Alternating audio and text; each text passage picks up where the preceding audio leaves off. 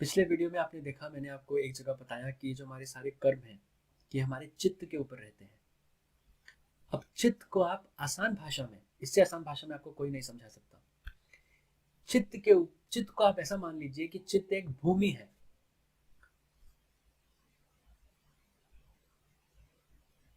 तो उस भूमि को आप, जैसे आप एग्रीकल्चरल लैंड मान सकते हैं, एक बंजर धरती मान सकते हैं, कुछ भी मान लीजिए, या आप उसको चुन्नी भी मान सकते हैं, या आप उसको रजाई भी मान सकते हैं, कंबल भी मान सकते हैं, समझने की दृष्टि से। अब होता क्या है, संचित कर्म, प्रारब्ध कर्म और क्रियामान या आगामी कर्म, आपने तीन कर्म आपने सुने होंगे। अब होता क्या है, हम हजारों लाखों जब से हमारे जन्म होते चले आए हैं, तो जन्म जन्मांतरों से हम कर्म इकट्ठे करते हुए आए हैं। और वो जो कर्म है, जैसे मैंने आपको बताया पिछले वीडियो में, 4 नाइट्रोजनस बेस के अंदर वो सब रिकॉर्ड होता रहता है। तो वो कर्म एक रिजर्व और एक टैंक बन जाता है आपके कार्य शरीर में। तो टैंक के अंदर वो सारे कर्म भरते रहते हैं। अब इतने सारे कर्म टैंक में भर गए, अब आप एक जन्म में तो नहीं भुगत सकते भाई। एक जन्म में अगर आपको सारे संचित कर्म अपने पूरे टैंक को खाली करना पड़ेगा, तब तो आपको 1000, 2000, 3000 साल जितना जीना पड़ेगा। तो आपको एक उसमें से टैंक के अंदर से, अगर आपको जैसे जैसे चावल की बोरी में से आपको चावल बनाने होते हैं, तो आप पूरी बोरी तो नहीं बनाने लग जाते ना चावल की एक बार खाने के लिए। आप एक मुट्ठी चावल लेते हैं, आप कहते हैं आज मैं इतने चावल खाऊंगा। तो ऊपर वाला भी आपको, वो जो आपका टैंक है संचित कर्म वाला, उसमें से आपको एक ग्लास पानी निकाल के दे देता है, या एक पीस काट के आपको दे देता है केक में से, कि इस जीवन में तुम्हें ये केक खाना है, तुम्हें ये भोगना है, इतने कर्म भोगने हैं। तो वो जो संचित कर्म में से, पूरे टैंक में से जो एक पीस लेके तुम इस जन्म में पैदा हुए, वो है प्रारब्ध कर्म। उससे आप भाग नहीं सकते, उससे कोई नहीं भाग सकता, उससे राम तक भी भाग पाए थे। हाँ, आप क्या कर सकते हो, उसका जो इफेक्ट है, आप अपनी चेतना बढ़ा के इस जन्म में आप उसका इफेक्ट को मिनिमाइज कर सकते हो। मान लो आपने कुछ ऐसे कर्म करे हो जिसमें आपने किसी को मार दिया हो या कुछ किया हो। अब इस जन्म में उसके कर्म, प्रारब्ध कर्म के रूप में आपका एक्सीडेंट होना हो फॉर एग्जाम्पल कभी। पर आप, अगर आपकी चेतना उतनी ही रहेगी जिस चेतना से आप पैदा हुए हो, तो आपका एक्सीडेंट होगा। अगर आपने अच्छे कर्म करके अपनी फ्री विल से मेडिटेशन करी या भक्ति करी या कुछ भी किया, या अच्छे काम किए, परोपकार करी, सेवा करी, आपकी चेतना बढ़ गई, तो वो जब कर्म जब आएगा, अब हो सकता है आपकी, क्योंकि अब आपकी चेतना बढ़ चुकी है, हो सकता है अब आपका एक्सीडेंट ना हो, ऐसा हो कि आपको थोड़ी सी चोट लग जाए। या अगर आपकी चेतना बहुत बढ़ चुकी है, आपके अच्छे कर्मों से, आपके अच्छे कामों से, आपकी साधना से, आपकी भक्ति से, आपके तप से, तो हो सकता है एक खरोंच आ जाए, लेकिन आएगी जरूर। समझ आ रहा है? तो, और ये एल्बर्ट आइंस्टाइन ने क्या बोला था, you cannot solve a problem with the same level of consciousness which created it in the first place. ऐसा बोला था ना, कि आप एक मुसीबत का समाधान उसी चेतना के स्तर से नहीं ढूंढ सकते जिस चेतना के स्तर से वो मुसीबत बनी है। तो अगर आपको मुसीबत का समाधान ढूंढना है, तो आपको चेतना का स्तर बढ़ाना पड़ेगा। तो हुई प्रारब्ध की बात। अब तीसरा जो कर्म है, वो है आगामी कर्म या क्रियामान कर्म। वो है जो आप अभी कर रहे हैं, जो आप डिसीजन लेते हैं।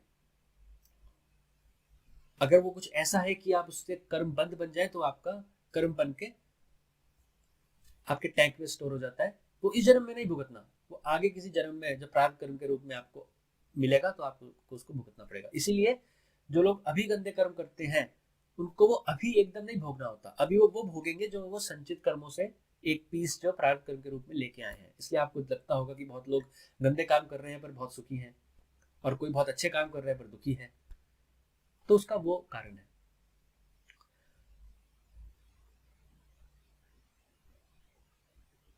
तो अब मैं आपको, इससे आसान भाषा में आपको कोई नहीं समझा सकता। मैं भी यही सोच रहा था आपको कैसे समझाया जाए, कैसे समझाया जाए। तो the best possible way which I could find ये किचन का जो स्क्रब होता है। अब ध्यान से सुनिएगा इसको। अब इसमें आपको 3 लेयर दिख रही है। नीचे ये डार्क ग्रीन जो कि बहुत सख्त भी है, बहुत सख्त होती है गत्ते की तरह। इसके बीच में येलो और उसके ऊपर ये लाइट ग्रीन। अब ये सोच लीजिए कि ये पूरा आपका टैंक था संचित कर्मों का। इसमें से ऊपर का ये जो लाइट ग्रीन पोर्शन आपको दिख रहा है, ये पीस आप इस जन्म में लेके आए हो एज प्रारब्ध कर्म जो आपको भुगतना है। अब मैंने क्या बताया, सारे कर्म, सारे संचित कर्म चित्त के ऊपर है। अब इसको चित्त मान लीजिए, नीचे इसको चित्त मान लीजिए। मैंने कहा ना चित्त एक भूमि की तरह मान लीजिए, और वो भूमि ही होती है जब आपको तत्व ज्ञान की आगे जाके प्राप्ति होगी और ये अपरा प्रकृति अपने सारे रहस्य खोलेगी आपके सामने, तो आपको ये बंजर धरती की तरह ही दिखेगी। तो ये चित्त है। अब इसके ऊपर सारे आपके कर्म है। समझ आ रहा है? अब कर्म निकलते कैसे हैं एक एक करके। मैंने कहा ना कि अब जो प्रारब्ध कर्म आप लेके आए हुए लाइट ग्रीन एरिया वाला, जब एक एक करके कर्म आपके निकलेंगे और आपको भुगतना होगा। कुछ अच्छा कर्म था तो अच्छा हो जाएगा आपकी जिंदगी में, कुछ बुरा था बुरा हो जाएगा। ऐसे एक एक करके आपको भुगतने हैं। और जैसे ही आपके सारे प्रारब्ध कर्म जो इस जन्म में आपको भुगतने थे खत्म होंगे, आपकी मृत्यु हो जाएगी, क्योंकि उसके बाद ये भौतिक शरीर रह ही नहीं सकता, क्योंकि कर्म ही नहीं है आगे भोगने के लिए। अब ये कर्म निकलते कैसे हैं, अब ये रहस्य है।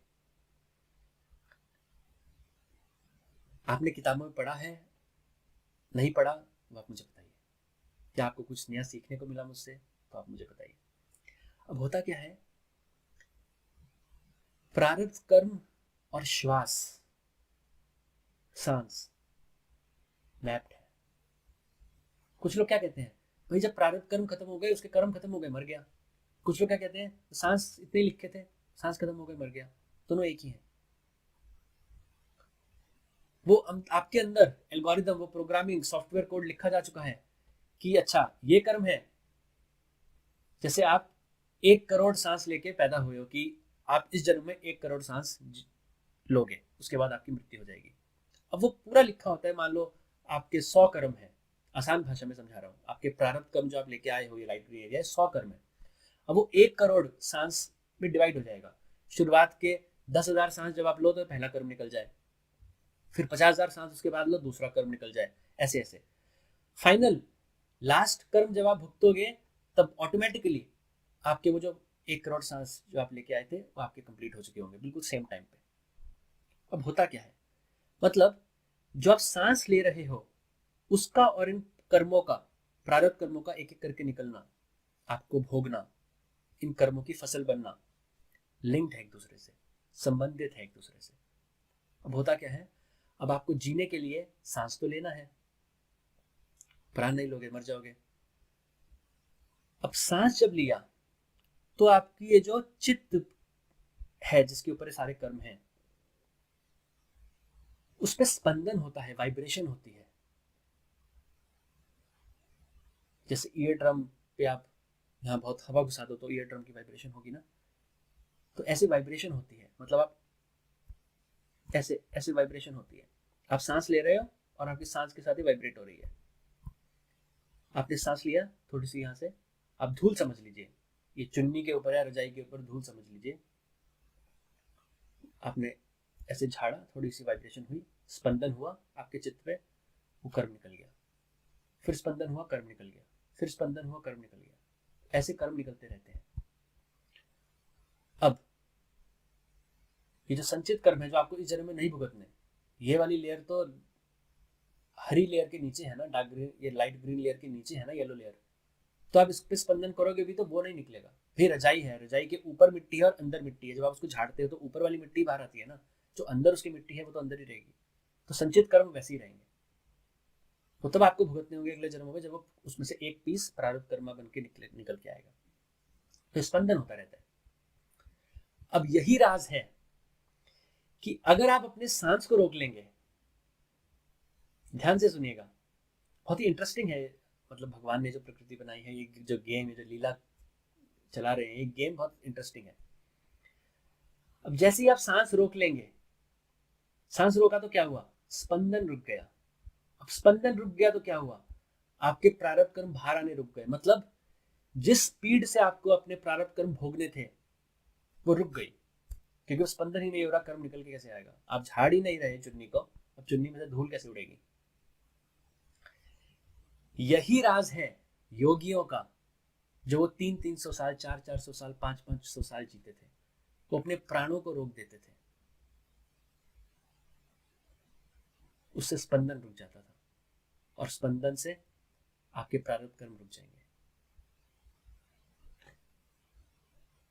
मौत तो आएगी अपने निश्चित काल पे, कालदेव आते थे अपने निश्चित काल पे, और योगी मुनि क्या कहते थे उस टाइम, अभी नहीं, अभी नहीं, अभी वक्त नहीं हुआ।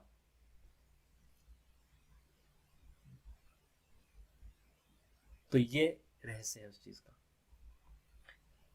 अब मान लिया आपने अपने प्रारब्ध कर्म भुगत लिए, अब आप कोई नया कर्म भी नहीं बना रहे, मान लिया।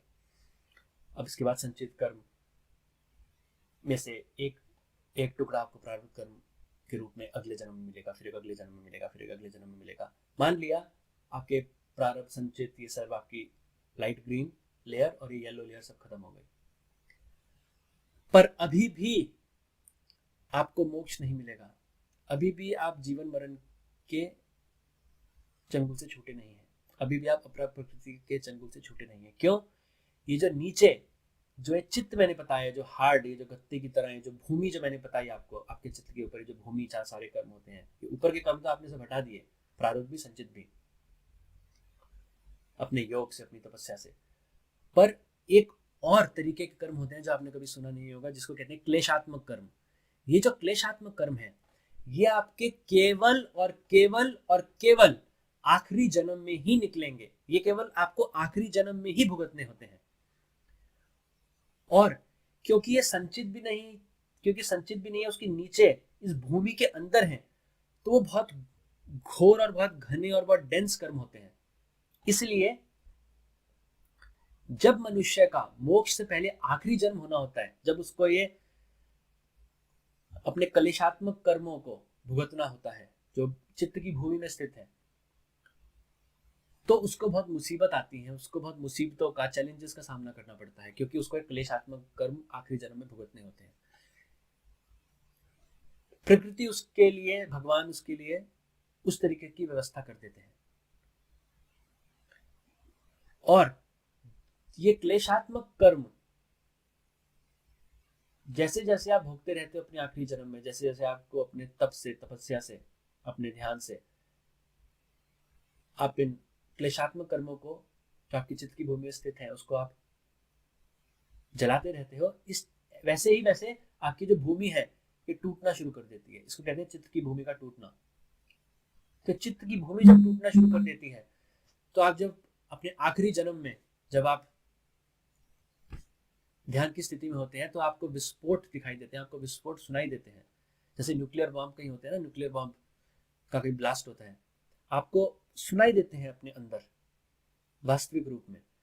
और वो चित्त की भूमि आप देख सकते हो अपनी आंखों के सामने, चित्त की भूमि टूट रही होती है उस टाइम, और आपके क्लेशात्मक कर्म जल रहे होते हैं, जो फाइनल स्टेज है। और जब ये चित्त की भूमि पूरी टूट जाती है, आपका सहस्त्रार चक्र खुल जाता है और आप मोक्ष पा लेते हो। अब चित्त ही नहीं रहा तो कर्म कैसे रहेंगे भाई? कर्म तो चित्त के ऊपर ही आ सकते हैं, जब वो भूमि ही नहीं रही, बिल्डिंग कैसे बनेगी? अब चित्त नहीं रहा तो कारण शरीर, चित्त नहीं रहा तो कर्म नहीं है, कर्म नहीं रहा तो कारण शरीर का अस्तित्व में आने का कारण ही खत्म हो गया। और कारण शरीर नहीं है तो सूक्ष्म शरीर नहीं होगा, सूक्ष्म शरीर नहीं होगा तो भौतिक शरीर नहीं होगा, भौतिक शरीर नहीं होगा तो आप जन्म और मृत्यु से मुक्त हो जाएंगे, आपको पैदा होकर वापस आना नहीं पड़ेगा। तो ये है रहस्य कर्मों का। नमस्कार।